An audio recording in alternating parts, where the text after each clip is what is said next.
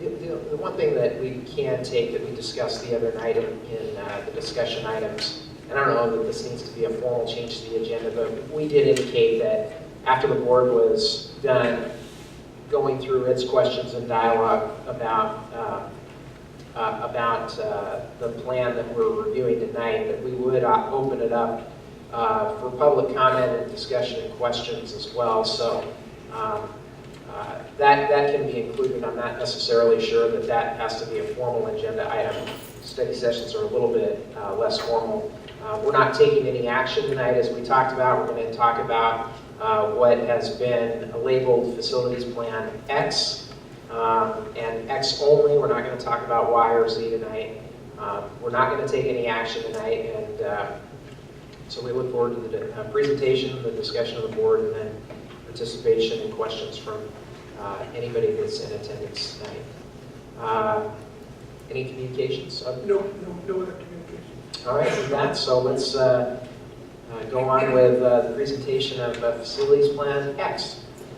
Thank you, Mr. Thorner. I have a little bit of an introduction I'd like to read before we begin tonight. I do have copies right over there on both sides of the auditorium. We have a copy that is option X, Y, and Z, and we also have a set of maps, black and white set of maps that would be for X or Y, and we also have a colored map that would be for option Z. I wanted to put the packet together to include all options. They'll be briefly mentioned a little bit tonight, but the focus will be more on option X. Before we begin, I would like to talk a little bit about the task at hand. 3 options have been developed. They've been developed by board members. They've been developed by the administrative team. The goal tonight is to present a plan for dealing with a student deployment issue. We don't really want to make this a bigger issue than it is. We have 6 elementary schools in West Valley, and currently 2 are at or near capacity. The other 4 are not.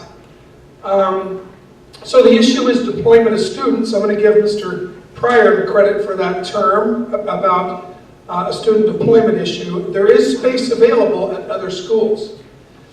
One of the things when you enter into a discussion about boundaries, I also want to make clear, is people talk about boundaries. I want you to know that this is my 7th year as superintendent. We've never changed the boundaries. So I want to make that real clear too. This is a consideration for the first time during my time as superintendent. When you talk about this process, I want everyone to know that it's certainly okay to disagree during the process, but I would hope that it's not going to be okay to be disagreeable. And we'll make it more about the issue, less about the people who bring up points. You know, everybody in this room tonight, we're all on the West Valley team together, and when this process is complete, we'll be on the West Valley team together again. Nothing's going to change. So what we're recommending with options X and Y, and they're very similar, is some small boundary moves, elementary only, affecting as few schools and as few students as possible. I want everybody to know as well, if a child lives in one of the areas or neighborhoods that's been recommended for change, I got to tell you something. We have an outstanding program in West Valley, all the way K-12, pre-K through 12th grade. An outstanding program led by outstanding teachers, administrators, and staff that make this whole thing come together. I want you to know that I've been in every single classroom in the district. I've spent time in every classroom. I've had the pleasure of watching our outstanding teaching staff on numerous occasions. In fact, it's my favorite thing that I do. We all have the same program, K-4, 5th, 6th, 7th, and 8th. The classrooms may change, the teacher's name may change, but the program stays the same. So I want you to also know that when I go into schools and I spend time in classrooms, I look at those classrooms and I think, how do I feel here? Is this a classroom I'd feel good at? Feel good in, excuse me. And would this be a classroom that I would want one of my kids when they were in school? Or would I want one of my current grandchildren to be in that classroom? And I got to tell you, I have not been in a classroom in this district where I would have to answer no to that. This community is very fortunate to have the quality of people that we have working and teaching our kids and working with our kids and supporting our kids, as well as the principals that lead our schools and every staff member along the way. So even though you may be recommended for a change to a different elementary school, I also want people to know that that would be a process that we would treat with the highest regard of respect. We would set up an open house opportunity for you and your kids to come to that school that you've been invited to go to. And we would have an open house where you could meet the principal, the teachers, and have an opportunity to get to know them in a very relaxed atmosphere. And I know that in boundary moves that I've been involved in my career, that open house opportunity is a very good one. It really lessens the jolt of going to a different school, and people realize we have much more in common than we have as far as differences go. So we would provide those open houses. And we would certainly, also people could still make a boundary, an inter-district boundary request as well. So we're going to try to make this as harmless as possible, as much as we can. I want you to know that the administrative team has worked hard on options X and Y as a group. I don't know how many plans we've come up with. We've come up with, I don't know, 4 or 5 plans.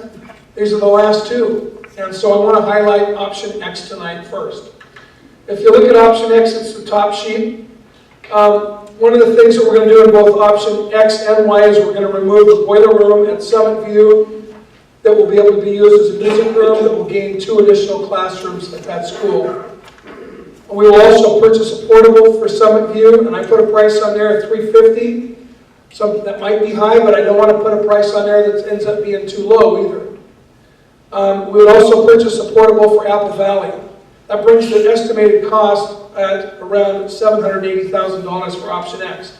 Now the reason we put that down for those 2 portables is it's going to provide for, even though we're going to make some neighborhood shifts for Apple Valley and Summit View to try to alleviate the crowding there, it would still then allow for growth. But here's the other thing in considering this as an administrative team. Ms. Lust right over here, would you raise your hand, Eva, please? Eva has been, she is the principal at Summit View. Just this last year, starting the school year, they cut their library in half so that they could create a classroom space on one end of it.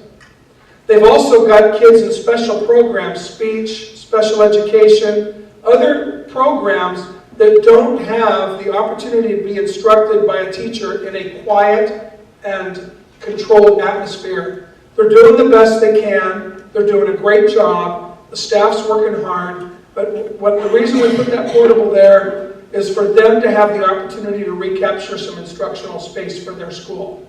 They've suffered a lot as that school's grown and gotten larger and larger. So that's that recommendation for the portable there. The recommendation for the portable at Apple Valley has been made because Apple Valley right now has worked with our facilities director, Tim Critchlow. Tim, would you raise your hand, please? Tim is the one that works with our principals on doing the things that were requested by Eva, and also now Heidi Sutton, the principal at Apple Valley, is looking at a way, as the growth continues, to maybe take their library and create 2 classrooms in there. So as an administrative team, we decided that we want those schools to be like any other elementary school, and we want them to have those libraries just like everybody else does, and we want to have them recapture as much instructional space as possible. Dr. Brophy, if I may, I would respectfully request that we quit referring to those as portables and start referring to them as modular classrooms, because they are permanent structures under the new codes. You can't pick them up and move them once we've got them on the foundation and plumbed in. The only thing that makes them a little bit distinctive is that they set apart from the main building. Correct. So whatever the terminology. So then what I did is we've taken a look on here, and I'm looking at X. We've recommended the following switches in some neighborhoods. We would move some students who would currently attend Summit View to White Hollow, and that is students between Washington and Atanum and the airport and 52nd Avenue. The area 64th and Atanum, currently that is fourplexes on the western side of 64th. And there are planned to be 53 total housing units built there. There's 96 mailboxes. I talked to the developer at 5:30 tonight. He said the reason there's 96 mailboxes is 96 mailboxes cost the same as 53. So he said, I just went ahead and put them in. But that'll be 53 total units. The other thing is that I found out tonight is there are 40 houses being built on the eastern side of 64th. That 40 houses has already been, pretty much the ground's been moved and everything out there. The plan for 660 apartment unit has been scrapped. I talked to him tonight. He said he plans to put in 104 single-family houses in that area right now. The maximum number of houses, units in that entire area, 208. And that's pretty good news for us right now as far as being faced with that. But we still are making the recommendation for that to be Summit View to White Hollow, 64th and Atanum. That's just an estimate of kids next year. We then have two neighborhoods that currently attend Cottonwood that we would recommend go to Mountain View. These are the same two Cottonwood neighborhoods that we recommended last year would go to Mountain View. A total of 34 students. And those are, the first one is I'm looking at the third line down on the red there, Orchard Avenue to Barnett Road, South Mize Road to just west of Estes Road. The other is Cottonwood Canyon to Occidental, just east of Stein Road to just west of Gibler Road, and those are on the map. Those are the same two that were recommended last year because they're more in proximity to Mountain View than the area north of Summit View that we had talked about before. And then finally you have Apple Valley to Cottonwood.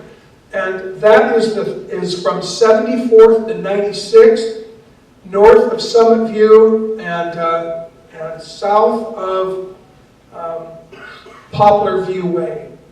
So those would be the 4 neighborhoods. It would be total estimated, because we estimate kindergarten enrollment, 49 kids in the Summit View to White Hollow move, 34 kids in the Cottonwood to Mountain View move, and 33 kids in the Apple Valley to Cottonwood. That would be 116 students is what we would recommend.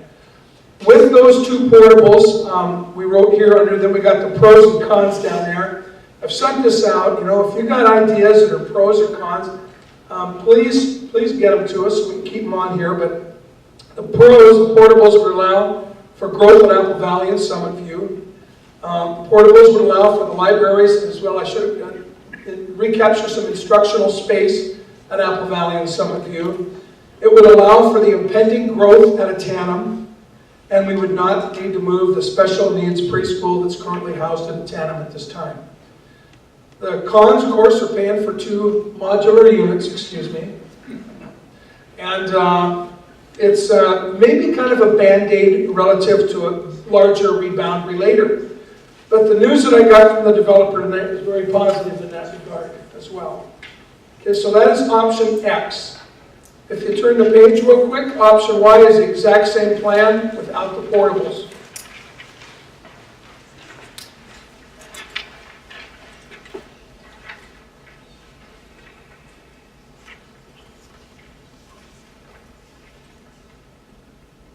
And of course you have option C and you have the option Z map as well. So, board members, questions, clarification, anything else? And we looked at leasing instead of buying. I talked with Angela about that, and that's not really a good decision to make relative to, you end up buying them because if they don't last, you end up buying them anyway. It's not a large difference between the two. It's definitely not recommended with the people that she's talked to. Good question. And is that 350,000 each, is that a high number or is that pretty much spot on? That is a high number, okay? But you don't know what the cost's going to be when it's, wet portables or dry portables. You're going to have to put concrete down. So we don't. You're going to have to plumb. You still don't know if they can be dry? We don't know that for sure. We haven't put in a permit yet. So we have to put in a permit. We would have to decide on this fairly soon as well. Well, and also the use, because there was then being used strictly as a library space, or is it a library in any classroom? If we do library only, then they don't need to do that. Unless the city said, can you speak into the mic? Sure. My question was about use of the portables, using them specifically for library use. If that were the case, then there wouldn't be a need to have them plumbed unless the city says that we have to plumb them, regardless of use. And of course, if we're going to use them as classrooms, and ideally we'd like to have them plumbed. I'm just trying to get an idea of how far over 3. Is that 10% high? I mean, That was just the recommended figure he used. There's a lot of costs involved. I don't want to put a figure on there that's going to end up being way lower either. So,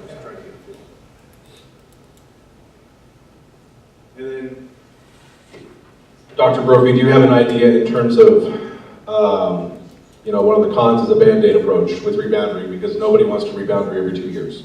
So with the projections that are a little bit of a crystal ball approach, what do you think this buys us? 2 years before we're looking at this again, 5 years?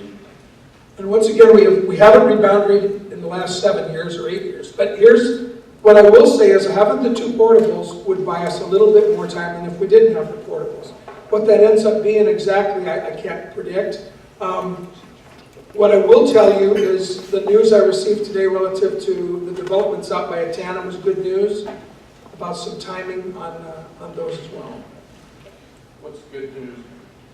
Oh, they're not going to plan the 660 apartments that were across Occidental and 64th. So I have a question as well. Are there any planned other moves related to this?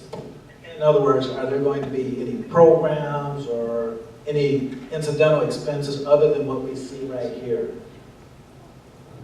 Not that we've identified at this time. You know, Mark, there could always be something that comes up, but right now, and I'm going to tell you, I don't know how many times, as an administrative team, I don't know how many times we've met, I don't know, half a dozen times, minimum, on this, and we brainstorm as much as we can to come up with anything that we could possibly think is going to be of impact. And this is what we have right now. I mean, there can always be something that comes up. And my thought here is, do we have an allowance for consideration of this? It's common to think in buildings they're allowing 10% or 15% unexpected costs. Are we factoring that in, or is this just it? I would say the 350 will cover it. Don't want those words to be infamy.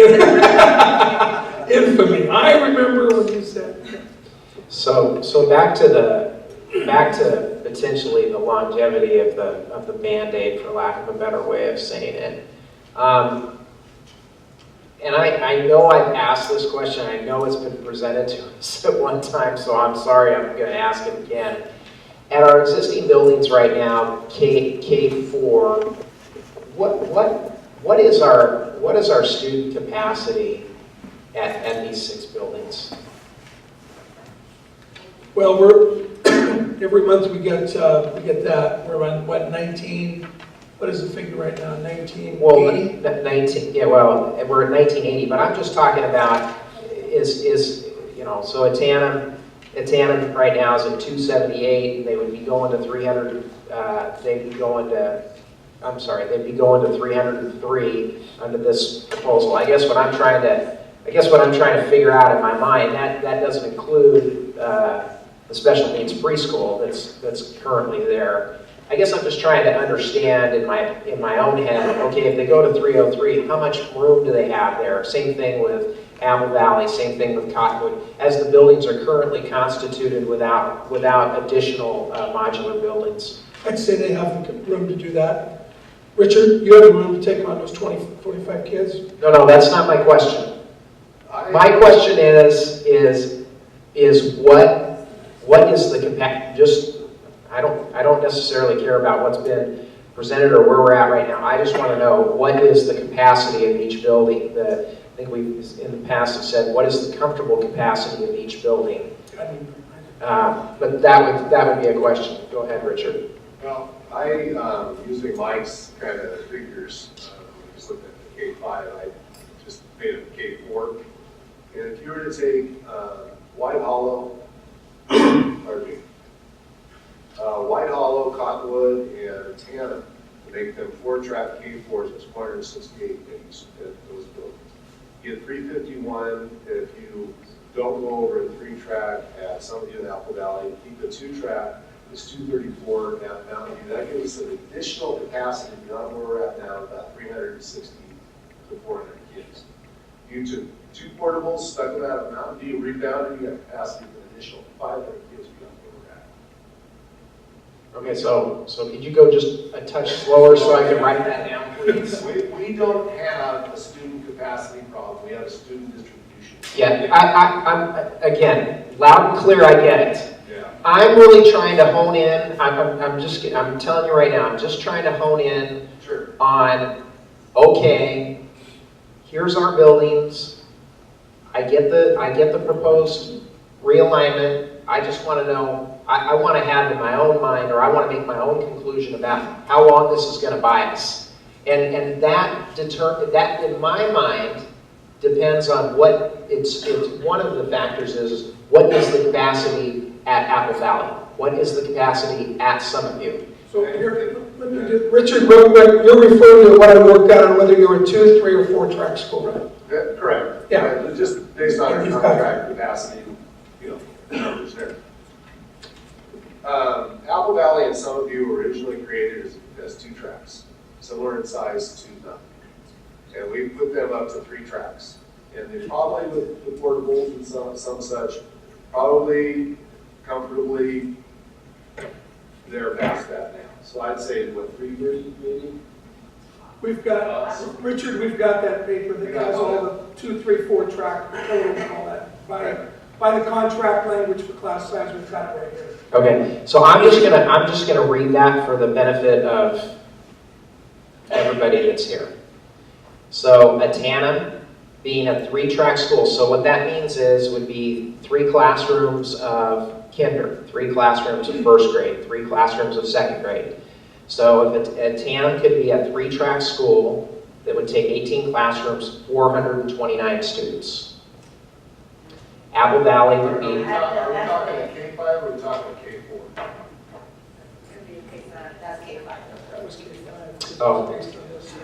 It's K4 for that, I can do a 4-track school. okay, so then that's, so okay, so then, all right, so I want to make sure I'm comparing apples to apples for a second. Each track is 143 kids. Okay, So 3 would be 3 times that, 44. okay, well, I'm not going to do math in front of everybody and embarrass myself right now, so that's going to be a question that I have, because from my perspective, we have an idea, a general idea of where the developments are located, and the decision to, let's say, buy a modular building at Apple Valley or located at any building, I think depends on where do we think or what developments are going to be built first. Yeah. So anyway, that's my question, and I guess that's to be determined.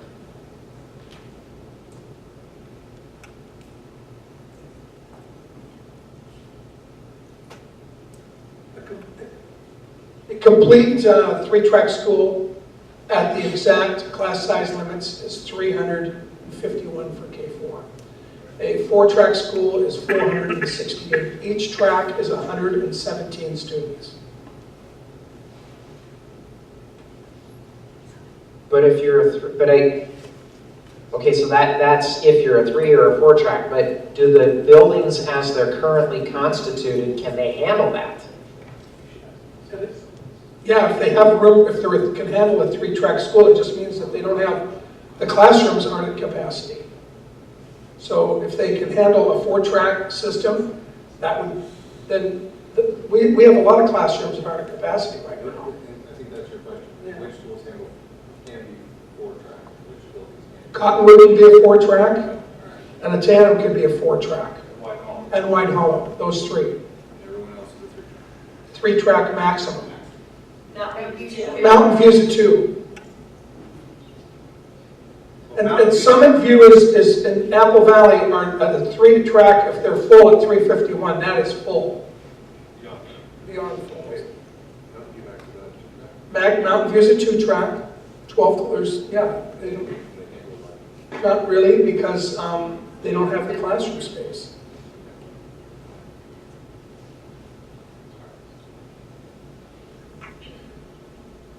Just a quick point of note. The draft facilities committee report might be helpful to review. Ironically, being a theme for reference is the list of size and number of classrooms. Thank you. Recall that when we talk about the number of tracks, we also need to have specific use classrooms that fall outside of that. So for instance, a TLC classroom, a resource classroom, some of those supplemental areas. So you can't use all of your classrooms for just the tracks.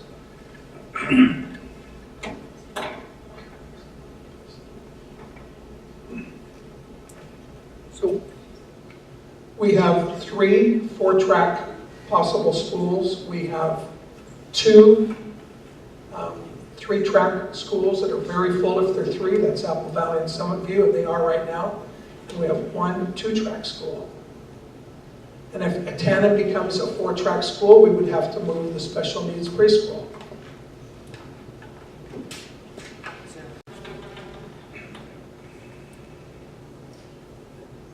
If Atana becomes a 4-track school, we would have to move the special needs preschool. We'd have to capture those classrooms back.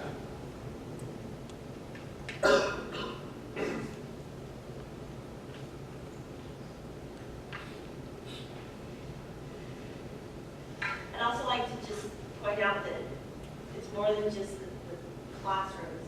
We need resource, we need a spot for speech, we need class space for labs. I have 128 kids in lab, and half my library, music room. So it's not just the classrooms.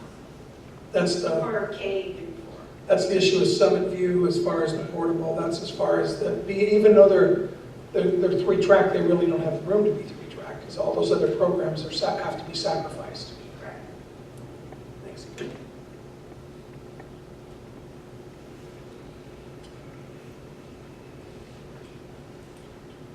With option X,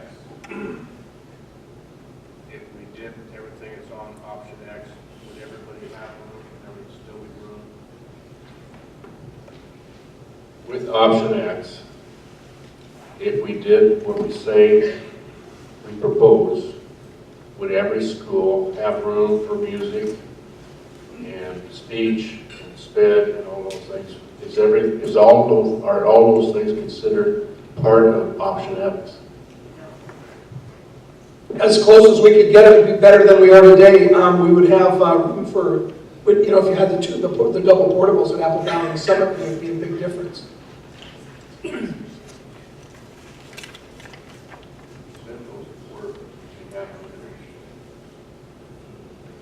We'd still be, even, I want to ask a question, even if you had the portables, once the boiler room's out, you got those 2 classrooms, you get the portable, If I had a new portable? yeah, you'd have room to be a 3-track school. Yes, that would give me space to separate out resources to teach. Yeah. And by moving some kids out of Apple Valley, if they had the portable, option X, they would be able to handle being a 3-track school. Put their library back. Yeah. Go back to a full-size library. Correct. And so would Apple Valley. So that boiler room, you're gonna have 2 full classrooms in that space? No, music room is in the portable right now, shared with Latchkey. Okay. Latchkey either is going to be completely eliminated at some of you, or we'll put them in the gym, or I don't really, that's not a priority for me right now. I know that's insensitive towards those families that really rely on it in their dining space. Okay, but the boiler room, That's going to be music. okay, Music and storage. okay. Because it's, have you been in it? Yeah, I came out and saw you in the locker room, yeah. So, I thought I heard somebody say 2 classrooms in that space, so I by misunderstood. moving music, it'll give you 2 classrooms in the existing Okay. building, and then 2 more Watch for it. Got it. A lot of moving parts. I have another question.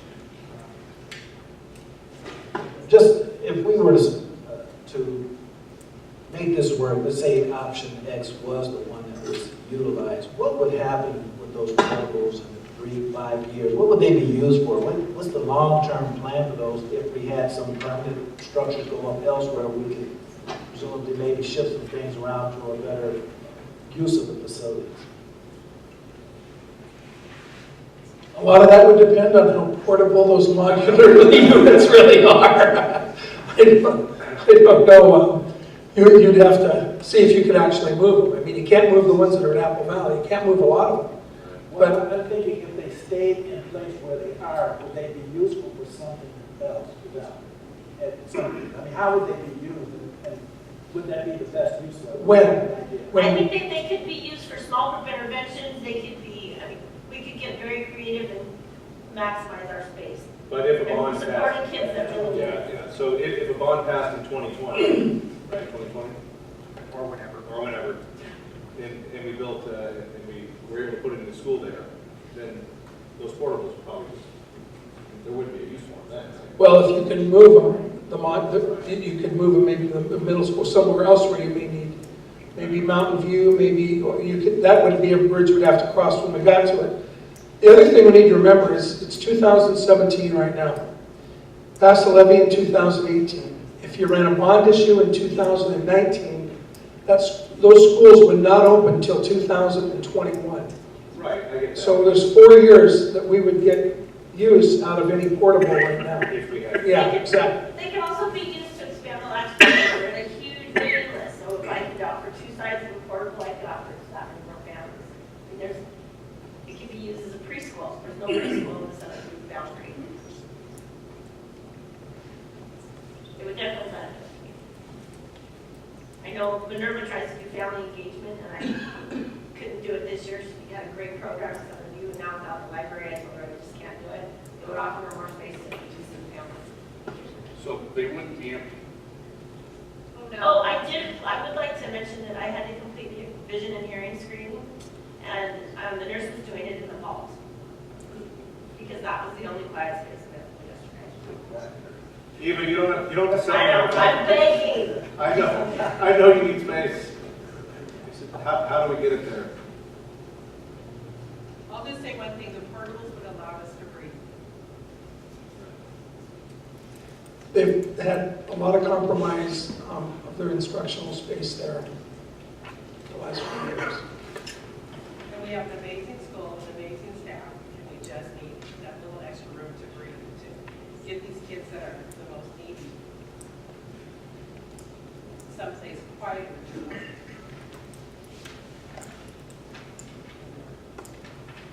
Then I have one more question related to the use of portables is,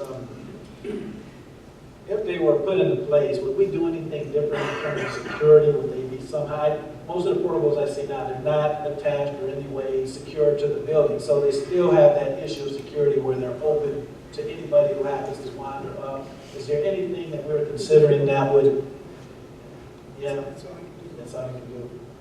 Just wondering if there's some other option we could look at to help make that a little bit more secure. Maybe you can answer that, but that's kind of ugly.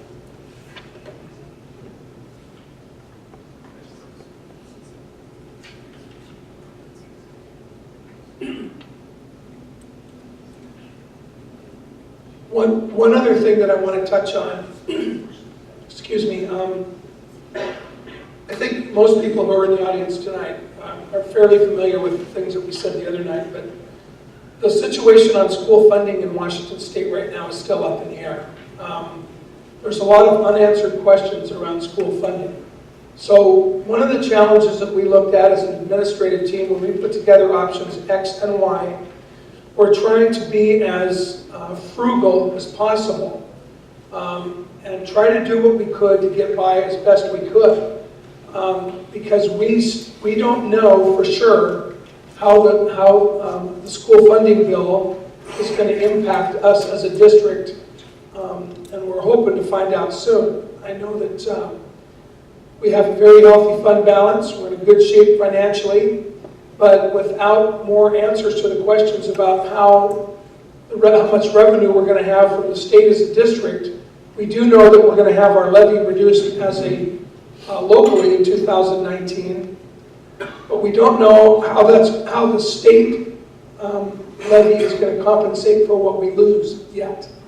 So there's some unanswered questions. So I want you to know that I have really appreciated the work of the administrative team. We got Chris and Russ over here. Russ is the middle level campus principal. Angela and Peter up here. They're both assistant superintendents. We have Sherry Adams from Cottonwood. We have Richard Pryor from Atanum. We have Eva Lust from Summit View. Up in the back up there, we've got April Heisers, the transportation director, who is actively engaged in doing some reboundary proposals for us. So we've met, and these guys are great. When I say, hey, we need to get together and talk about another idea, Nick Hartman. they're there. Where's Nick? Right there. Oh, I didn't see you there, Nick. Okay, Nick Hartman is principal at Mountain View. Sorry about that, Nick. But anyway, they've been around, and Tim Critchlow's out in the hallway right now, and he was sitting right next to Sherry Adams, facilities director. But it takes a whole team to get together to consider these ideas, and I've appreciated their thoughts and ideas as we've worked through this.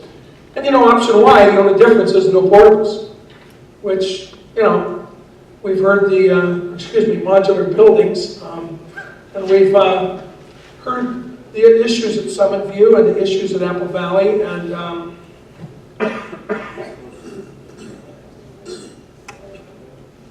Well, that was sort of that was the plan, was that we would focus on X tonight.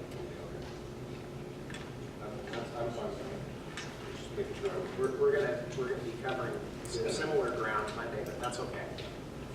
So, I was just pointing out the similarities and differences between two plans that are basically the same with the same neighborhood recommendations, because I didn't want anybody to get confused that they were different on the recommendations for who would attend where. That's it. But I haven't talked about options either, so. When did we send this information out? So one of the things, the question was, when would we notify parents? Well, one of the things that we would do is the moment the board approves of a plan, we would notify parents, and we have everything done. The letter, where your kid went this year, where your kids would go next year. We would have the open houses set and all that. We have all that done. All that was done last year too. And last year's was about 6 boundaries and 178 students. This year is 4 boundaries and 116. So 4 boundaries and 116 students. So we would immediately identify who those students are. We would start doing that, as soon as we can. And because we had last year 178 letters were stuffed and ready to go. And when it was voted that we weren't going to do it, we just didn't send it. But we had everything ready to go as far as the open houses go with the principals.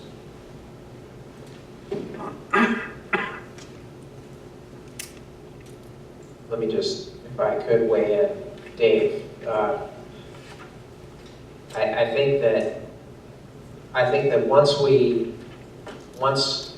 come to the end of these study sessions, I think the board needs to sort of take a straw poll as to, what are we leaning toward, and then in January, and once we have that, we would communicate that on a district-wide basis.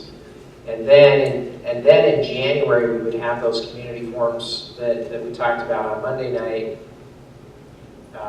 allow people the opportunity. Here's what we're thinking about. Here's where we're leaning right now. We want your input, like what we took in the spring, and then we make that final decision in January. But I do think that it's, at least from my perspective, I think it's important for us to, in this month, to narrow down or December, it's not December yet. You know, once we get past Thanksgiving, I'm into December, so, no, but I think before school lets out for winter break here in the month of December, I think we need to, the five of us kind of narrow it down to, you know, is it X, Y, Z, none of the above, or a hybrid of any one of these.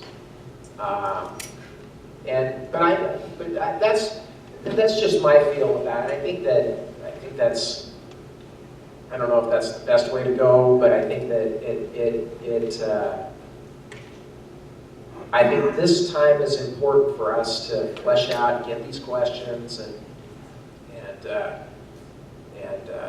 try to really understand what we're looking at. So, yeah.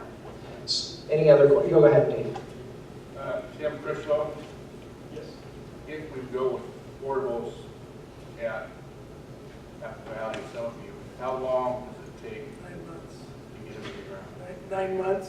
Takes Go about right 9 there. months to do the whole process, but if we stepped it up, we've had contact with some of the suppliers for them, and they're kind of on hold right now, waiting for us, so we might be able to speed that up a little quicker, but the prep work and everything is going to take time.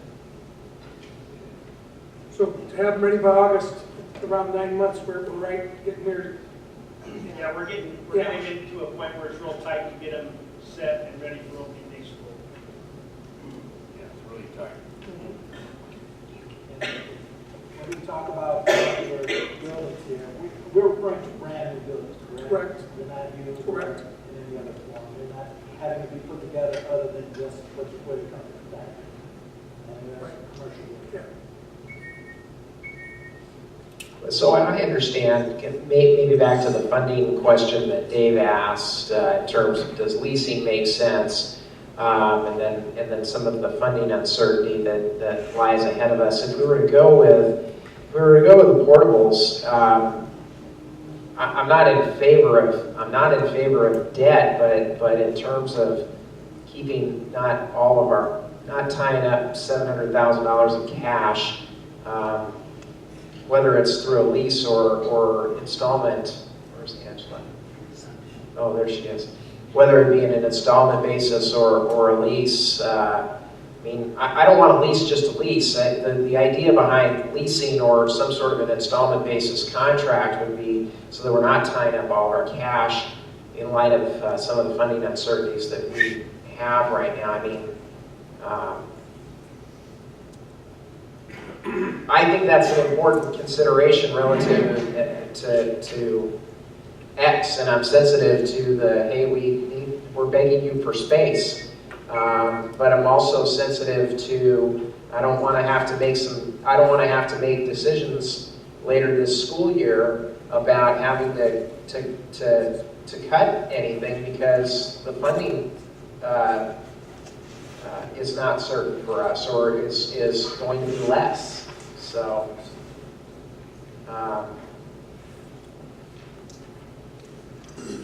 that's not really a question, I guess, other than I guess I'd like us to at least, if we were to go down the route of getting portables, and again, I don't want to take on debt if we don't have to, but I also don't want to tie up all of our cash either. Plus, in addition to that, we have a whole lot of other capital facilities needs that we could be spending our money on that are of an emergent nature now than spending the $700,000.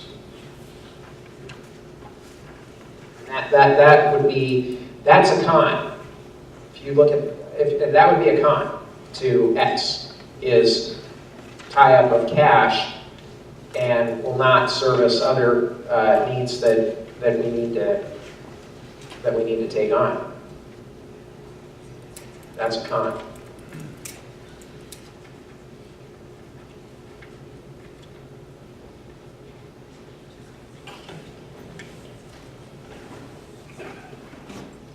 So, listening to your idea, which makes perfect sense to me. Microphone.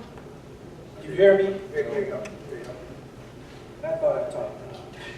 You You gotta get that referee voice on. Yes. So if we were to lease a portable, what is the time span? And do they come in increments, for example? You lease it, we decide in 10 years we don't need it, we stop the lease, we save that money that we didn't spend, right? So, right, or we locked into, we pay 50% regardless. Anybody able to, or Angela, maybe tell us how that works? Yeah, leasing is not an option. However, obtaining debt is. So we would, similar to getting a car loan, I'd have to go to the county treasurer. The rates depend on the dollar amount and the duration of the loan. They gave me some approximates, which is about 5% for 10 years. So that is an option for us. And no resale value. Pardon me? No resale value. Or it's not something we can say we don't need, sell to Well, somebody else. We could, that's a process, so the board of directors would have to declare it as surplus property. And then we go ahead and sell it as we would with the surplus property. But it's the equivalent of a $500 bus. Right. You're not getting much out of it. No. No, I mean, the hope is, and I have every confidence in the world, that these modular buildings are going to be better than, better than they've ever been. And at least I don't think that acquiring a modular building and then later on, should we pass a bond, that sooner rather than later, the newer modular buildings can hopefully be relocated because they're better than ever. So I don't necessarily think we're just throwing money away if we do buy these modular buildings, that they could be relocated. But I mean, that would be within 5 or 6 or 7 years from now, not 10 or 20 years from now. I mean, it's just not gonna happen. But like I said, if there was a way that we at least could examine not tying up all of our cash right now, maybe that would make some sense. But we'll see. Ms. Johnson. I appreciate not tying up all my cash either, and deciding if I'm going to buy something on a credit card or not. Like, I totally get why you're asking those questions. What I don't know, and I don't mean this to sound as flippant as it's going to sound, but I don't know how much money you have. Is $700,000 1% or 10% or 25% of the money that West Valley School District has in the bank? Like, can somebody answer that? Like, how much money is this that we're talking about? It's a lot to me, but I don't know how much money it is to you. Well, the person that can answer that question is sitting right to your left. I sort of wondered. Our unassigned fund balance last month was right around $10 million. Unassigned fund balance. That's in the month of October, by the way. It usually spikes. It'll go down because we just got some money in October. Well, property taxes came in, stage apportionment. So October, if you look at our financial statements, it always is a high month. So then this month it's going to probably get back down to below about $8 million. So it averages right around, Angela, wouldn't you say right now it's going to average around $7.5 or $8 million? I mean, so like right now we're over 10, but it's going to, it's going to dip a little bit. Yeah, so the average monthly figure over the course of the year is $7.5 or $8 million, somewhere in there. And then from that unassigned fund balance, there's other liability or other contingencies that we have in there. Sick pay. If everybody left the district at one time, we had to cash out sick pay. We have to have money for that, and those kinds of things. So it's not like we can just say, well, we got $7.5 million in the bank and be, oh yeah, we're good, and let's go do whatever we want. That's not very prudent fiscal management. The other thing is that if the state ever shut down and didn't send us any money, we want to have enough money to pay all our staff and have enough in reserve to cover any of those shortfalls. We always want to make sure that we have the highest payroll amount we have during the year, plus the highest amount of accounts payable all together, that we always have that amount of money, and we do. So our payroll's over 4 million, so there was a year here a few years back where the state decided to hold on to money for 1 day extra, and people who didn't have the money in their fund balance had to borrow money at an exorbitant rate to meet payroll. Could you just, 4 million how? Every month, it's our payroll. Yeah. So I think, just to answer that question, could we write a check for $700,000 and do it? Right now, the answer is yes. Is that the prudent thing to do? I think that's what we're trying to figure out right now. Thank you. Yeah, well, let me just, before I do that, anybody else on the board have any other questions or comments? Angela, percentage of fund balance right now? 14 to 16. About 14 to 16%. What's the state require? The state doesn't, yeah. State requires. A minimum of 5. The state auditors will write us up if we have less than 5%. The average in this county is about 10 to 15. It varies. Did you get that, Dave? Could you hear that? Okay. Anybody else? Any other questions? Mr. Meyer, you've been remarkably quiet. Just taking it all in and trying to come up with a reasonable solution. I understand how Eva and all, I know where they're coming from. I took the tour too and looked at what they have now. And I think most of the folks up here, and the majority of the folks out there know that since I was elected to the board a few years back, my first concern is the safety and the productive learning environment for our kids. And what I saw, to me, was not a desirable learning environment for the students that were actually, and that was quite a few. So this is a real struggle for me. As a lot of people know and you've heard, I'm not a real proponent of modular buildings. But I do, and I've heard some good points made up here where, today's modular is probably much better constructed, and even though they're much more expensive, the idea of maybe using them at this point in time, and if we are fortunate enough to promote and pass a bond in the future, we could use those and move them someplace else where they might be needed. So it's got me, I know that sounds like I'm on the fence, and right now that's true. If you built me a house and put a sidewalk in, the sidewalk would be a waste because I'd be on the fence. I don't need it. Thank you. Well, I'll go ahead and open it up to anybody out in the audience. I'll play game show host for a second. Anybody like to ask any questions or make any comments? I don't think I need the microphone. Okay.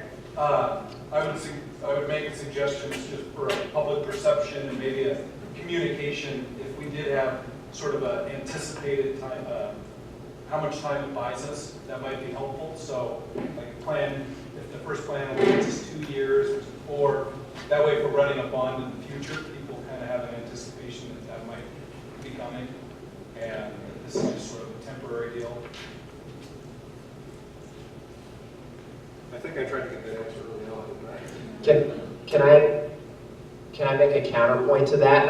And not that I'm disagreeing with wanting to try to put something out there so that people have an expectation, but I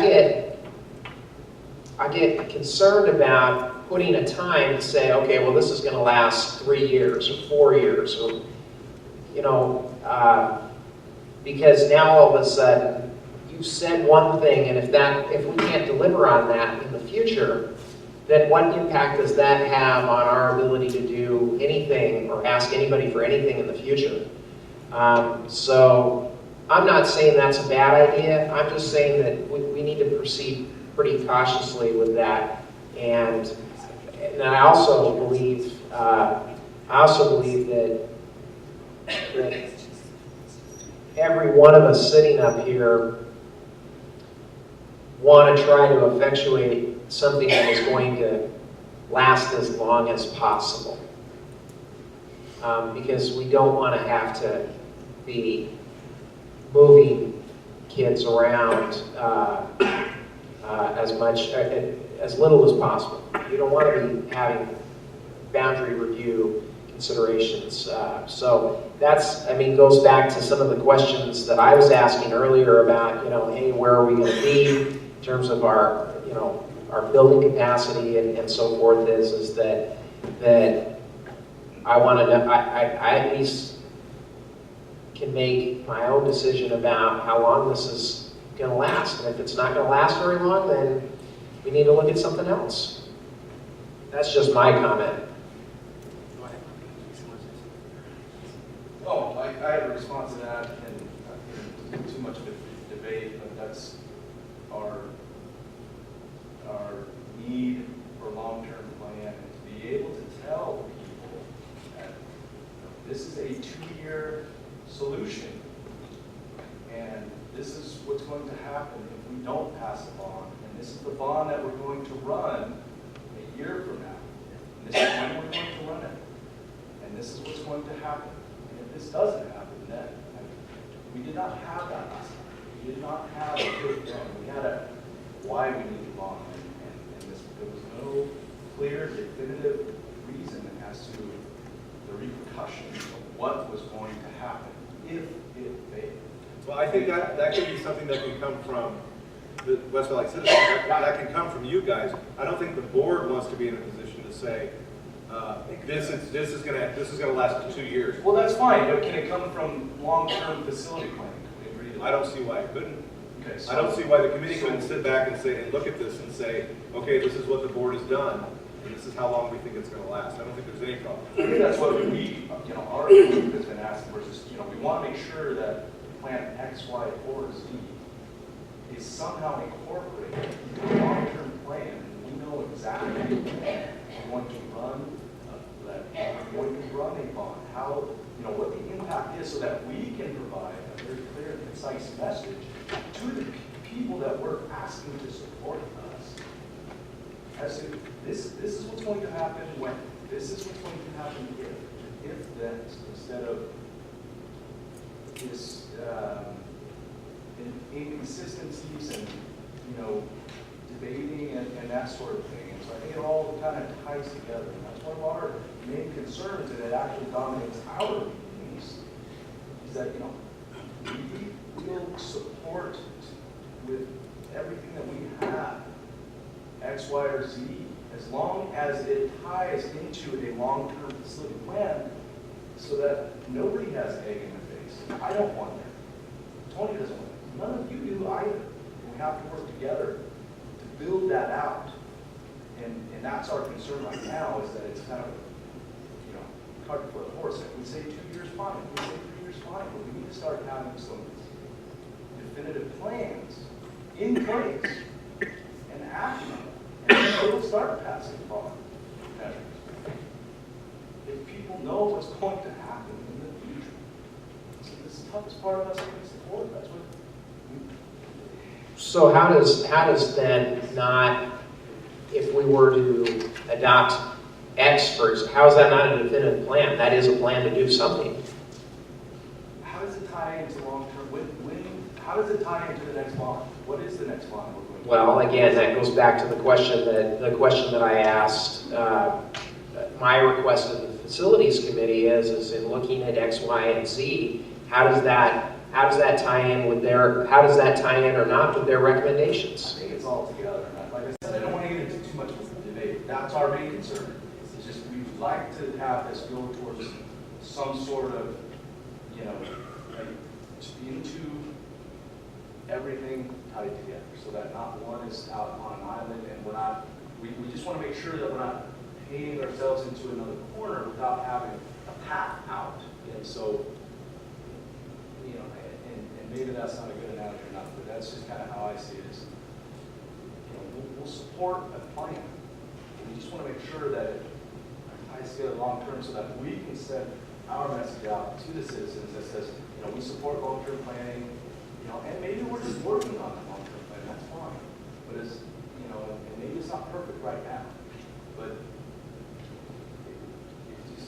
I firmly believe that it all needs to be tied together with at least, for right now, maybe it's a very thin thread, but it is a thread. And I think that it needs to come together like that. And then the second part of that is the communication to the public. When you look around the room, we all care, everyone in here cares. We've got 19,000 voters in West Valley.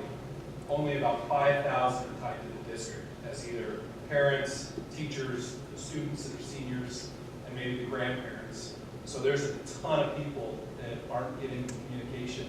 So having that plan, being able to have all these other people that are voting no, be able to have them in the future understand there's a plan, there's a need, and if we can get more people involved with kind of what that plan would be, that's what all of our studies that we've and surveys we've taken, it's a lack of communication, and so it's a lack of knowledge from the public of just where are we. Most people don't realize we're out of capacity, but the ones that are tied to the schools, they know it, and not having that plan for when we run that next fund. People are making a change now and going through the growing pains of this change. How long is that growing pain going to last? And then what is our solution to it down the road? Okay, I can give you some percentages, okay? That's the best I can do. In the 7 years that I've been superintendent, we've grown 9%. Okay, we've grown from 4,800 to 5,200, 400 kids, okay? Right now we have 1,987 kids in our elementary schools today, sitting in class.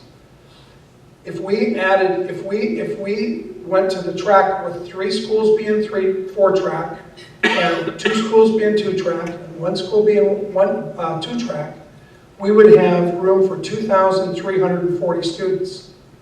If we had the 2 portables, that's another 100 kids. So that would give us room, we would have then room for 453 students. And so we would be able to accommodate 2,340 students, or 453 more. So we don't. That's 8% growth. That's 8% growth. Is that going to be in 2 years? Probably not. It's going to be in 3 years, I bet. 3% a year will be 8.5%, 9%. That's pretty fast growth though, really, Tony. So I'm saying if we grow just over 2% a year, if we grow over 2% a year, it'll be 3 or 4 years. The plan X. I'm going out on a limb saying that. Because I have very little control. Yeah. Say admin anticipates. And our anticipation would be 2% a year. We can go 8%. Maybe it's 4, maybe it's 3, something like that. The other thing, Don't ask me to redo the math. Okay, Tony? the other thing from being around for a while, we don't want to threaten people. We don't want to say, if you don't do this, this is going to happen. We have to be really careful about our numbers and what we tell that 19,000 people out there about what will or won't happen. And I've seen this before, we look like we're going to be in major trouble if we don't do this, and yet we always survive. And so we have to be careful not to threaten. I don't know if it's a threat. I think it's just, I wouldn't perceive it as that. I think it's just being forthcoming with our plans for the future and saying, you know, we need this, and this is the reality. And you know, we may have been able to make do, but it's one of the reasons why we're sitting here today is that it's, you know, and we're having debates on this and discussions is because you know, whatever happened in the past, it's got us to this point. And so I think it's just looking at, you know, trying to present a comprehensive long-term plan to project growth. There may not be 660 units or something in that lot right now. There may be that 5 years from now. Are you planning for that? And so those are just the questions that I think for us to do to support the district and the board, which is what we're very passionate about. And we just feel that we need those answered for us to be able to convey that in not a threatening way to the public, but a very honest and forthcoming way so that you know they can be informed. And I don't want what I said to be, you know, along those lines, Dave. I appreciate that. So, in being completely honest, Michael, we have 1,987 kids, K4. We can handle 353 more. That's why the proposal is to move some kids to different schools, is to make use of open space, period. That's it. If we get the portable, we can handle 453 kids. That's it. We only have 2 schools at capacity. We can talk long-range plan, we can do that too. But for right now, for next fall, we have 2 schools at capacity. We'd like to ease the capacity there and spread those kids out and redistribute them a little bit. That's all we're talking about. So what I'm hearing, Michael, from you, and I think got the same message from Ryan, is that the board, in my opinion, to all the members up here, the board needs to decide if we are going to fully accept and try to move along with the facility committee recommendation. We haven't done that. One of the recommendations was for our elementary buildings to be K5. And the board has not said, yeah, let's be K5. The board hasn't said, let's stay at K4, let's be K8, we haven't given the committee feedback on what it is, or we haven't given them feedback on what they presented to us. And I think the board needs to decide what our educational philosophy is or what our intent is. And I don't know if that conversation doesn't happen now, but I think it needs to happen after we look at these plans and if we can, before the committee of the forums. Because if we have a decision as a group on what our intent is, then we can say if we want to be K5, then we will do it now. We will do whatever we can to do it now. Or, yeah, we want to be K5, but it may take us 5 years or 6 years to get there. Or we say we want to stay K4 and we make that work. But the board has to decide what we're going to do, and I think that's the frustration I'm hearing from the facilities committee. And so I would encourage us to have that conversation at some time in the semi-near future.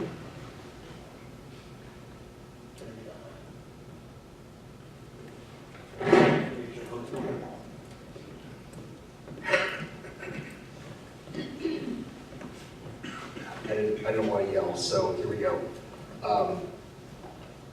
Just for clarification purposes, I think Michael speaks with passion from a Citizens for Better Schools perspective, and Tony speaks in the same way. They care about what we're doing in the district. They care about building West Valley as a community. They know generally what's going on with the facilities committee, but except for Michael attending maybe twice, they're not part of that group. I guess I have 3 items just to touch on, and I don't know where this blends between Ryan, a parent, Ryan, a taxpayer, and Ryan, part of the facilities committee. Number 1, communication. We all got a paper packet tonight when we walked in. Obviously, the board got that a little bit ahead of time. I don't know that and forgive me, I think I probably fought through about 100 emails today. I don't know that I ever saw that go out to our district. It's on the website. Okay.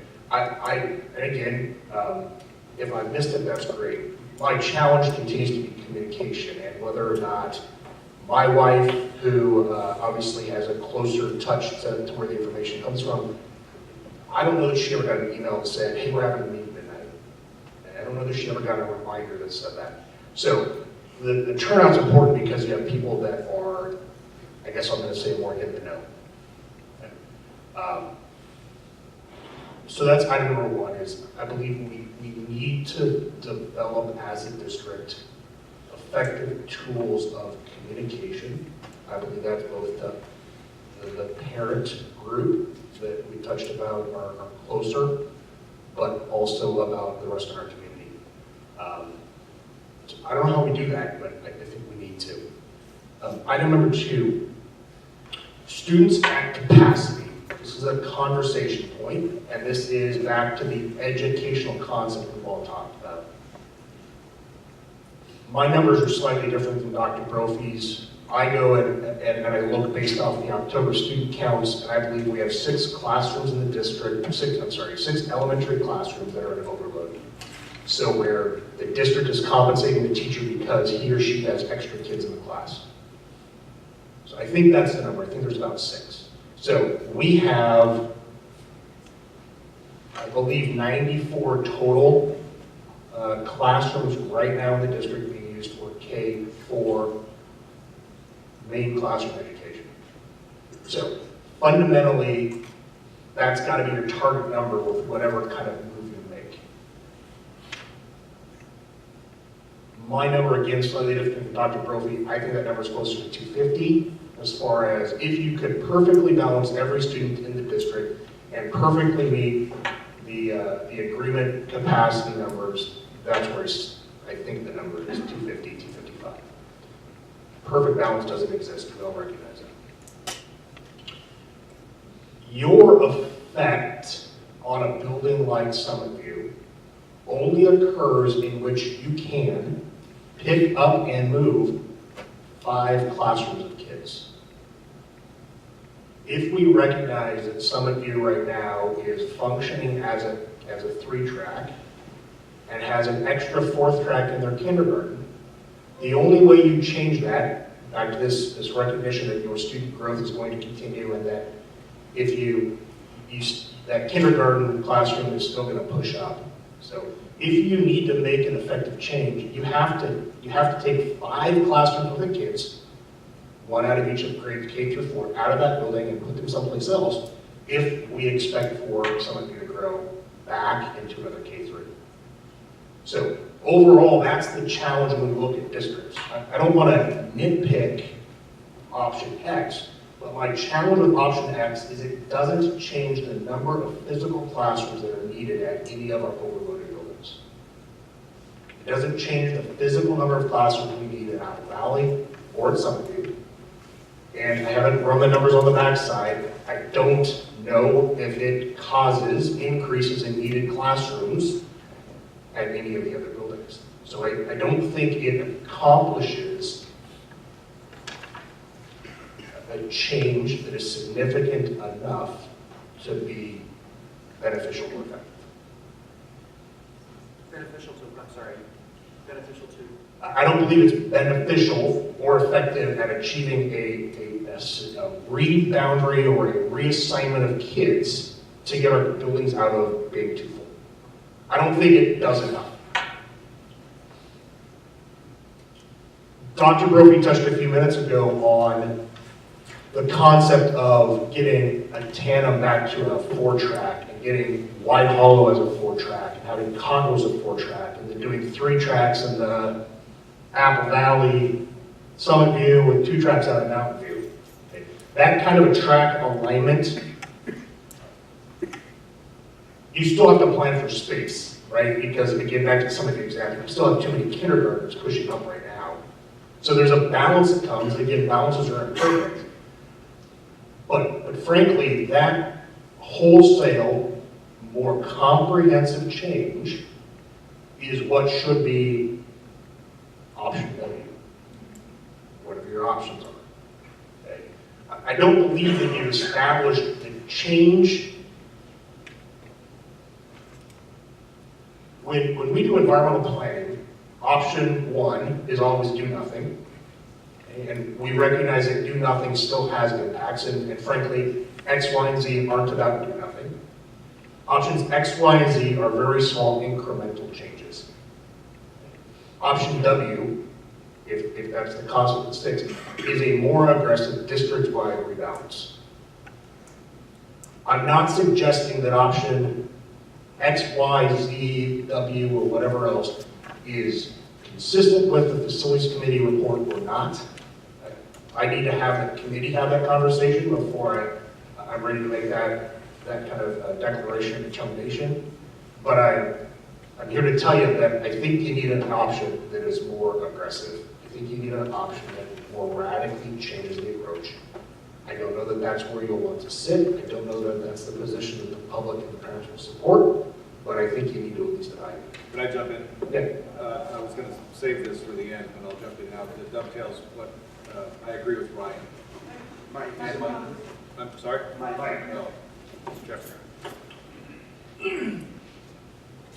First, I apologize for jumping in, but I was going to save this for a little bit later, but Ryan was dovetailing something I've been thinking about all night, and that is, we're not going to get into option Y, but as Dr. Murphy said, it's similar to option X, except that it takes away the portables. And my thought was,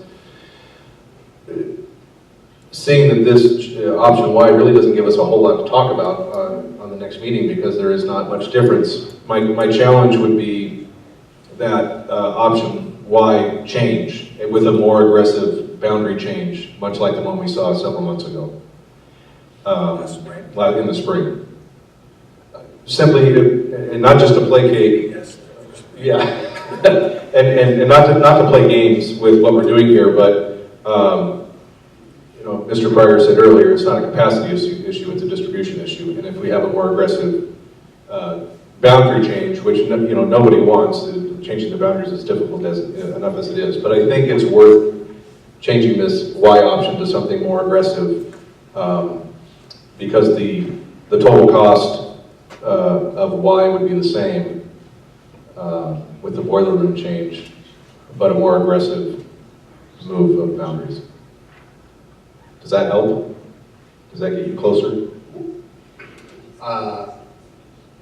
I would encourage us to go back and ask the question, not to adopt something we've conversed on before, but to go back and ask the question anew, what's the most, I don't want to say most aggressive we can do, but if we threw the map on the table and put all the kids out there, what's the best balance in order to achieve this, you know, a 4-track concept? So I don't know that the spring concept maybe went far enough, frankly.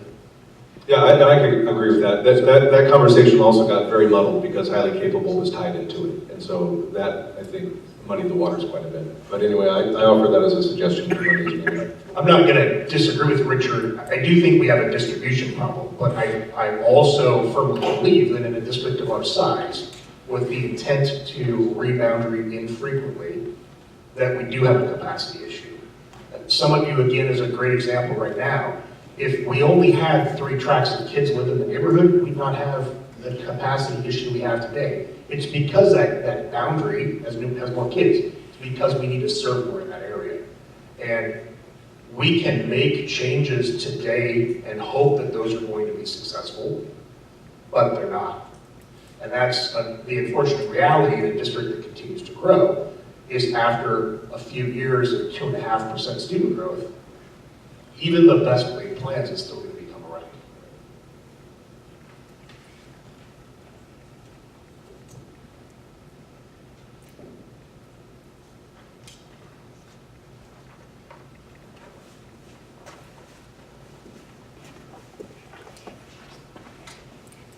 I would just like to suggest that if you are considering making changes to option Y, it might be better to discuss option Z on Monday and switch so that we have time to prepare for whatever option Y might end up looking like instead.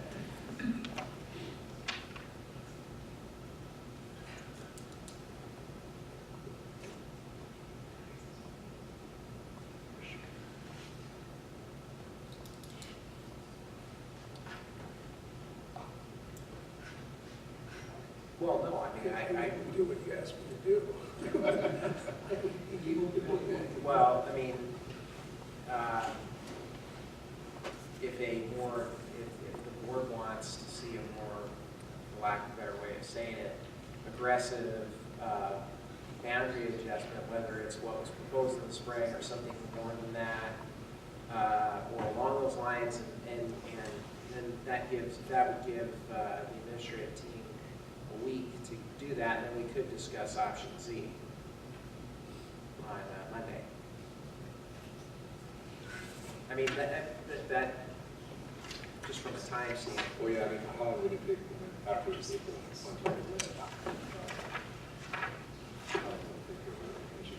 It would take a minimum of 2 weeks for her to come up with something like that, unless it's the same option as last spring's option. The last time we went through the major boundaries change was 7, 8 years ago. It was a year before I came, 8 And years ago. we hired a consultant to do that, and it was a 5 or 6 month process for that person to do that process, where he looked at every boundary area in the district, every boundary of the whole school. And that's when White Hollow became a no busing school. So it is a huge undertaking, huge. And I think that, my opinion, for what it's worth, asking April to possibly do something like that when she's short of bus drivers and she's short of staff, there's no way. She drives a school bus every day. I don't think it's fair to put something else on the director of transportation's plate. Well, I think I would be okay looking at the other boundary option from the spring games, because it moves a few more kids. I'd be okay with that. We just changed the numbers, but it was a plan last spring. This is about another 70 kids. Just to be clear, again, in the transportation system doesn't allow April to go back to that model. She clicks the map once. She establishes the number of kids that are there. She writes it down on a piece of paper, and then it's gone. So there's no go back to the map again. She can go back to her curb notes, obviously, and the referencing, and make the clicking process more efficient, but it's not safe like you save an Excel file or a Word doc. But we have what we did last spring. We have what we did last spring, though, Ryan. Right. I'd be interested in talking to Ryan more about Plan W, so what you have in mind. I don't know that it's my plan, frankly, I think it's Richard's. I'm not naming it, okay? I'm not naming it. We're going to stay away from naming plans. I made a joke before this meeting that we were going to end up with Plan Y subset 1, and that's where we are now. So here, I guess, in Dr. Wilk and I had this conversation, and I see the rationality of what Ryan's talking about. Regardless if you do 116 kids, 180 kids, you're going to be looking, that's going to get you maybe cross your fingers 3 years. And then you're going to have to do a wholesale revamp to balance things out. And you're going to start looking at adding capacity. I think 2% might be a little aggressive, but not knowing how many kids move in on these couple of these new developments, maybe it's undershooting. So, but you're going to have to, within 2 to 3 years, you don't do it now, you're going to have to do it. And that's whether you pass them on or not.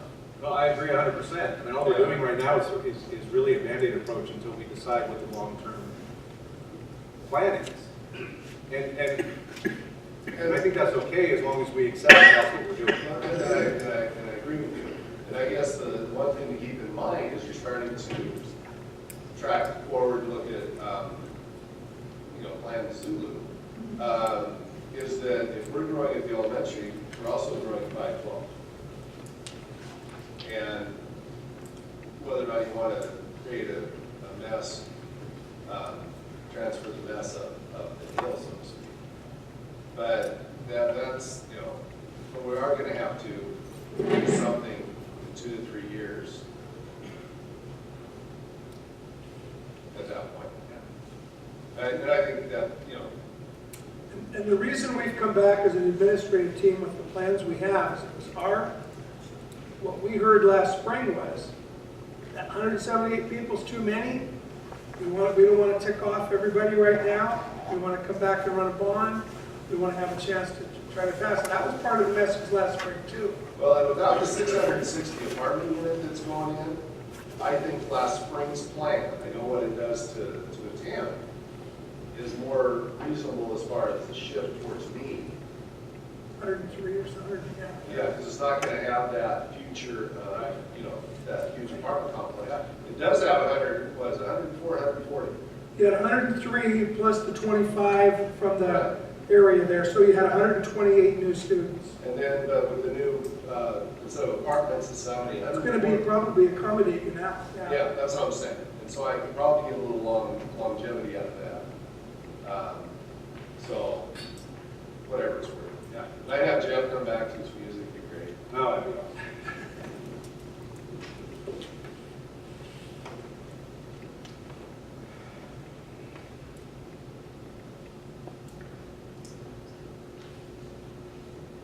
I appreciate all the input, and I think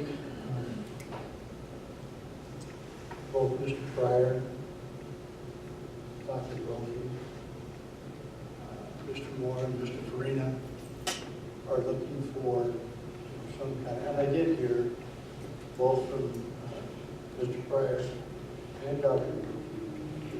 Brophy, probably optimistically 3 years. And I say that with the elephant in the room being the bond, hopefully the passage and working toward that. I know that's where Mr. Moore and Mr. Farina are coming from. With whatever they call that component. I can't call it an enrichment levy. It's hard to use that. And I think that as far as a more aggressive boundary change at this point in time, having gone through the one that Ms. Adams was talking about, you can look forward to a real tough fight on any kind of a levy or bond passage. I think we're talking about a relatively short-term fix at this time. And we have to come out with a plan as best we can that's going to dovetail into the long-range facilities plan and also meet the needs of our citizens committee in trying to garner the funds from our community to develop the school district into what we all want it to be.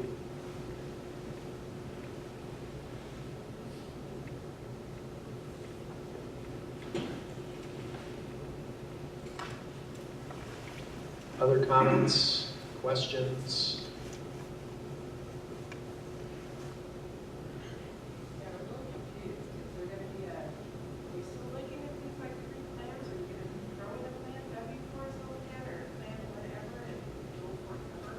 Well, I think we'll talk about that in just a second, but we're not going to talk about the other, we're only talking about Plan X tonight. I understand that, but another thing was just thrown out there for us to wonder about, worry about, the people who work at some of you. And so, I don't know, and something else is thrown out in the middle of this discussion, if you can just say, well, we're still discussing this. I understand we're just discussing this. So I think that I think we have to finish what next Monday and Wednesday precisely look like at this point. But Mr. Smith suggested that since option Y is essentially the same as X, that on Monday night maybe we talk about option Z, the K-5 and the 7th elementary being middle school, talk about that, and then come back Wednesday and I think re-examine the boundary proposal the boundary proposals that were made in last spring. Not just the boundaries, not program shift, not talking about PAL, not just the boundary reviews that was proposed last spring, as opposed to and moving more kids than 116. And I think that's what I heard. Yeah, I don't know that if we are going to look at that same plan in the spring, then we need to wait for Well, you're in the money spot. It's really all about what Dr. Brophy feels is feasible. Because the work for option Z is already done, right? Yeah. Okay. That was the idea behind Wednesday. We are bigger right now.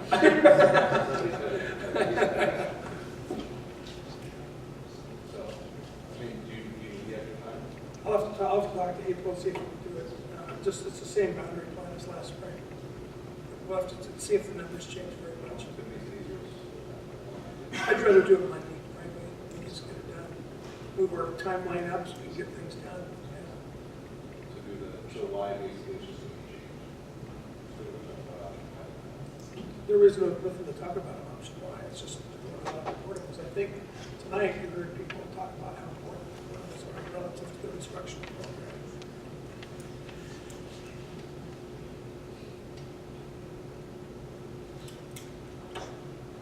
So let me try to summarize what we're doing. So Monday, the expectation is we're going to do option Z, plan Z, and if possible, also repeat last spring's plan. And if not possible, that would be Wednesday. So tomorrow is Thursday. And so to pull that off by Monday might be tough. I'll have to wait and see. You know what I'm saying? Well, I mean, we already scheduled this Wednesday. And Z is going to take a lot of conversation because it involves a lot. Right. So I don't think we're going to have time. Okay, sure. That's Okay, I'll just do my- that. So we'll see what we can do about that. And, you know, one of the things, Ryan, I don't want anybody to not know what we're doing. So I'm going to get it, I'll put it on school messenger. Every single parent will get an email tomorrow. And we will discuss on Monday, Plan Z, and on Wednesday, last spring's boundary plan. So I think Mr. Meyer would like to talk. I know we're focused on talking about what we're talking about in terms of X, Y, and Z, but I think Mr. Meyer would like to make a remark. So I'm going to allow that. Thank you. At this point, I've had a chance to review option Z as it's here. And quite frankly, I think going over that plan on Monday night would be going a really difficult thing for me to justify myself. What I've heard here tonight is some different boundary changes, that we've already looked at. And we may have to talk about incorporating those into either X or Y. But I think Z is better left alone until after we've looked at the others because of the exorbitant cost and all the other moves that staff-wise, hiring and everything else that have to take place for that to be facilitated. At this point in time, I don't think that would be the frugal way to approach it.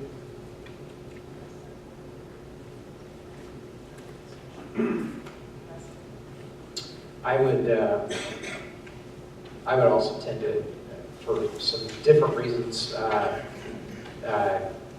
would also concur that, at least as far as I'm concerned, that I like us eventually going to the K-5 model. I just don't think it's feasible at this time.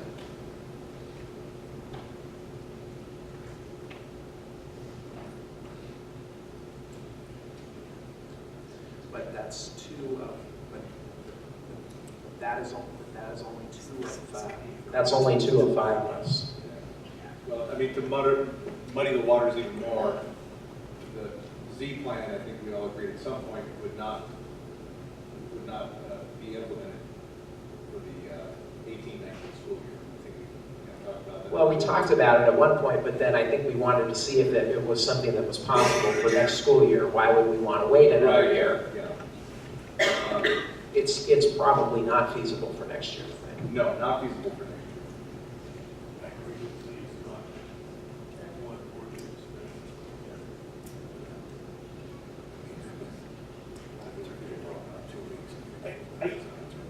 I don't want there to be unnecessary excitement about Z, but in the back of my mind, it's a good conversation to have. So I don't want us to set that option fully to the side.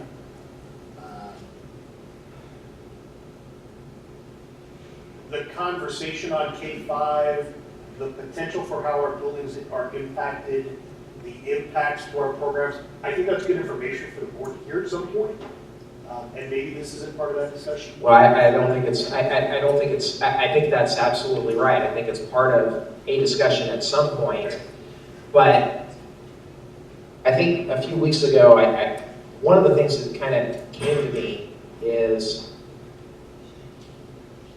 we have short-term issues and we're trying to long-term strategically plan. The model of where do we want to be is a long-term strategic plan. That option Z is really good, but it requires a longer conversation that I think that ultimately in developing the facilities plan, if we say, which is what this board member is saying, I would really like, I feel, based on everything that I've heard, everything that I've read, for our district, I think the best model is K-5. I'll just say that right now. I believe that. Not a professional educator, but everything that I've heard, everything that I've seen, everybody that I've talked to, K-5 I think is in the best interest of the West Valley School District. I do not think that we can do it right now. I like Plan C because it is in alignment with the Facilities Committee's work so far and their recommendation about eventually going to a K-5. But there is a larger conversation that has to be had about how do we make that happen. But none of that addresses our short-term needs right now. And so I think that again, going back to compartmentalizing the decision of short-term, right now, without shooting ourselves in the foot long-term. And we are doing something now, and we say, okay, well, we want to put a facilities plan that will eventually put us in a spot where we can be a K-5 district. What does that look like? So, Mr. Shaw, you look like you want to say something. Yeah, I just have a request. Just listening. Okay, just listening to some of the comments, just want to take it in as a new person up here. You know, one of the things that crosses my mind is, I agree wholeheartedly, a long-term vision is essential, really. I don't know any corporation or business that doesn't have a strategic plan that looks out to the future and what are we going to look like a few years down the road. I also agree that right now, what we need to do is figure out what we're going to do in the interim. I mean, that's the most pressing and important thing that we're trying to address. And then lastly, I don't know what to call this. Maybe it's just the A factor. You know, how are each of these plans impacted if we are able to successfully pass a bond? What's going to happen to each one of these? That's why I kind of asked the question, what happens to the portables down the road if we pass a bond? What's going to happen to the long-term vision if a bond is successful? Will it completely restructure it? Will it enhance it? I'm just not sure yet because I think we need to have more dialogue about some of these other issues. And then there's the other factor that's really playing in the back of all of this is that we're kind of in a haste. I mean, we have to be. We've got a short window of time to really act on these things, and so that muddies the waters even more. So I don't know that I have an answer yet, but I do like dialogue, and I appreciate just hearing, as a new person, a lot of perspective out here from everyone. I've talked to Mr. Moore on a number of occasions about a lot of things, and communication I agree with. Ryan said that again, and that's part of the message here is getting everyone involved to a point that it helps us make a good decision that meets the needs as much as we can for everybody. So I don't know that I have an answer yet to which is the best model, and I'm not willing to step out that far at this point, but I do want to hear more, and if there's some way to get that information, even on a website, or the West Valley Citizens for Better Schools has a way of getting more communication to us from a wider audience, I think that would just be helpful in us making the decision that's best for everyone. Something that I think is worth noting also, though, is that from my perspective, what I've observed, we've been looking inside the box. Plan Z is outside the box, and even if Plan Z isn't a good plan, it needs to be discussed because it's outside the box and it will help open up other possibilities. I mean, what if instead of doing 8th grade at freshman campus, we did 6th grade at freshman campus and left the junior high alone? There's lots of options that you can start considering when you go outside the box. And so I think that Plan Z is an important discussion point, even if it's not realistic to be implementing it come August. And I hope I didn't give you the impression that I didn't think it should be considered, because I do. I think each one of them has to be weighed on its own merits, and it's important that we do that. Some of the things that are pressing, the time issue, the critical decision of the space need right now, and the plan for it in less than a year, essentially. I think those are overriding issues right now for us, and that's kind of what's getting in the way, in my opinion, right now. Well, the other thing that I would say, looking at the facilities committee's recommendations, which are one of them is very important, which is to engage the community and determine the best current and future use of the freshman campus in whatever it would be. And I heard Ryan to say that item 5, recommendation about that for best current and future use of the freshman campus is more of a long-term discussion. And I agree that option Z is thinking outside the box, and I also think but I also believe that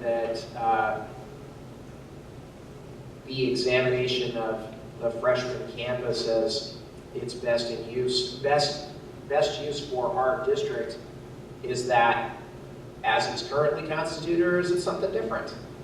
I'm very much looking forward to that conversation, but that conversation doesn't help us for, I don't believe, next school year in addressing some of these, in addressing the student distribution issues that we have at the elementary level yet. Could it? Maybe. And my point was simply that, if we're going to take a more aggressive or substantial approach, as Ryan was alluding to being what we really need to be doing here, we got to get outside the box. If we continue to allow transportation to dictate how we divide up the schools, which I'm not saying that's the wrong approach, but do we say, you know what, we're going to spend more money on transportation so that we can have what we feel is a better division in the elementary schools and the junior high and middle school and all those other things. Those are all things, nothing should be off the table when we're talking about what we can do to make the educational model work the best that it can. And I feel like, we keep reacting in the short term because we have to do something. And if we pass a plan that's only good for 3 years, we're going to be redistricting again the same year that we're passing bond, and then we're going to redistrict with the bond if it's successful when the building is completed. So that's 2 years apart on redistricting. And so there's merit in talking and discussing Z, simply because then that way when people who are upset, you can say, you know what, we discussed some more radical options and we decided that this was the best option. But if you just throw it off the table and don't even discuss it, you know, I think there's a lot of value in discussing things that are outside the box.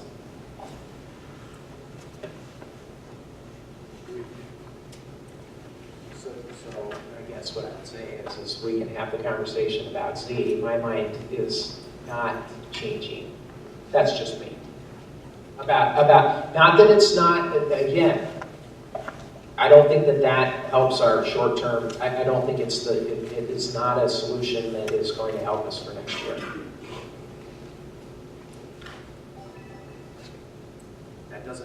That doesn't mean, however, that I don't think we should have that discussion. My point is, it's always good to explore. I think the sense of urgency here, as you point out, is really what's going to help us next year. And that's where I think we have to start to focus. But, you know, that still needs to be explored in terms of long-term strategy. It's just a thing that has to be out there. But again, our both has to be what happens now.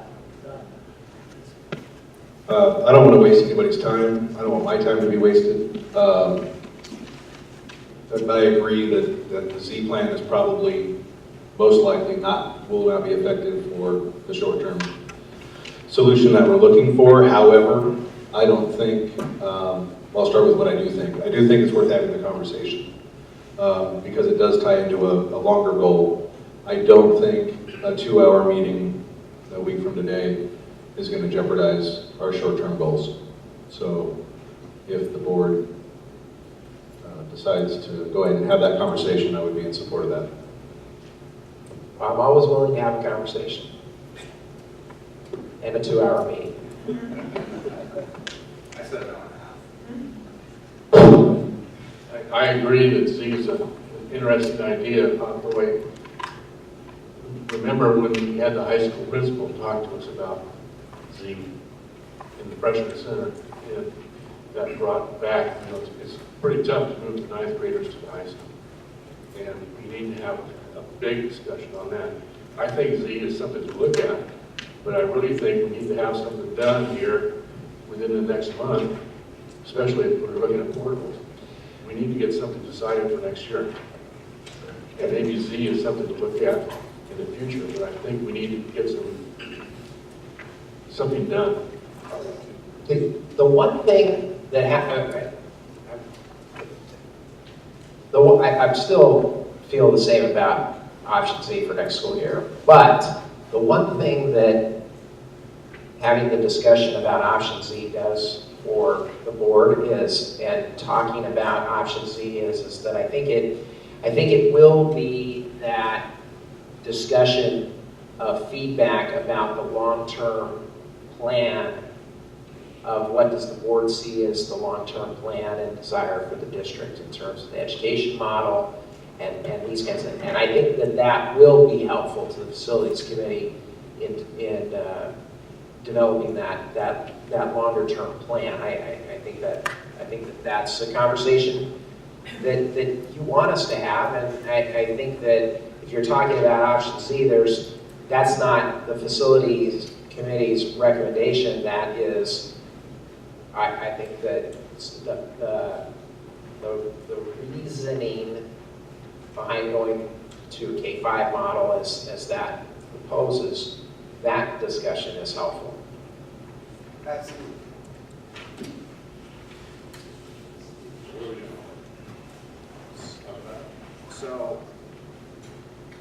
Well. I have a question. Just out of curiosity, if you decide to discuss Plan Z on Monday or Wednesday, does that mean we wouldn't later talk about the philosophy of, where 5th graders are best and where 9th graders are best? Are you saying we would just have that discussion on Monday or Wednesday, or would we talk about Plan Z and then later on, after we find the short-term fix, still continue to have that discussion? Well, I would hope that we would continue to have that we would continue to have that discussion, and I think that the facilities committee is very much wanting the input on that discussion as well, and inviting members of the community to participate in that discussion, to come back and weigh in on that. I think there are so many big ideas in that that are worth discussing. I can't get 300 teachers together before Monday to come up with what the teachers union thinks about 5th graders and 9th graders and the freshman campus and. So there's plenty of other things to talk about with Plan Z. I'm not saying don't do it, but I'm saying I hope there's other opportunities where once we hear that, that we love. Well, I don't think, well, again, going back to what I said at the beginning and I've said over the last several weeks, the goal is by winter break to come up with a preliminary direction. That's not the final direction. So the teachers union or whomever else can weigh in on whatever direction the school board ultimately decides on the shorter term issues. If it wants to weigh in on the longer term issues, that's great. I guess I would just be really sad if those January community forums were dominated by a philosophical discussion about 5th graders and 9th graders, when what we really need to decide, it sounds like, is what we're going to do for next fall. And I totally understand the connection between that decision not clashing with the long-term plan. I get it. But I really think the two things that have been proposed tonight, I know we're not supposed to pretend why it was proposed tonight, but it was, I think you could decide between those two things pretty quickly so we know where we are with money and with setting up portables. And then we would have time to have this really fun discussion about really where and how we want our kids to go to school. I think mixing them together means you're going to get less clear feedback on X and Y. And you're going to get a lot of people excited about parts of Z that we want them excited about in a discussion, but not when you're trying to decide what to do for next year. That's just my opinion, but why not? That seems like mixing two big things together. Well, I think that's Mr. Meyer's point in a nutshell.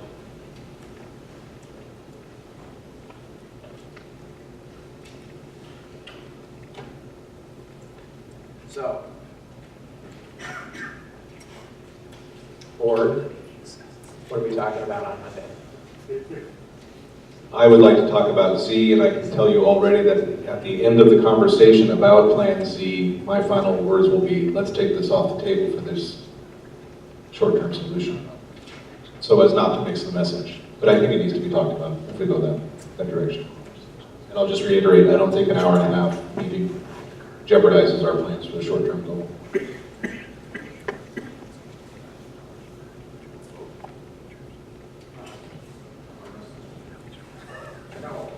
don't want to arm wrestle.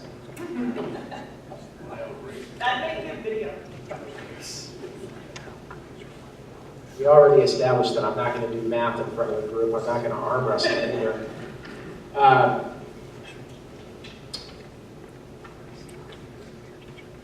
Well, I'm fine.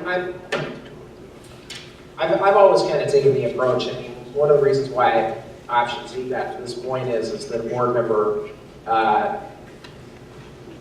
came forward with an idea and put it out there, and if a board member, I mean, and I respect every single board member individually on this, and if a board member wants to talk about something, then we should talk about it. So that's kind of how I feel about it, even though I don't feel that option Z is feasible at this time. I think a lot of the philosophical discussion about it is a good one to have, and we have a meeting. We've got a meeting scheduled for that. Let's have that discussion. I mean, yeah, and I think that, and I think it'll be helpful. So I think that that's what we should talk about. That from my perspective, if that's okay. I think we should talk about that on Monday night. And then on Wednesday, we'll, I think on Wednesday night will be our time to give some preliminary direction of which way we're leaning. I'm sorry, Wednesday will be, I beg your pardon, Wednesday will be about the, looking at what was the spring plan as updated.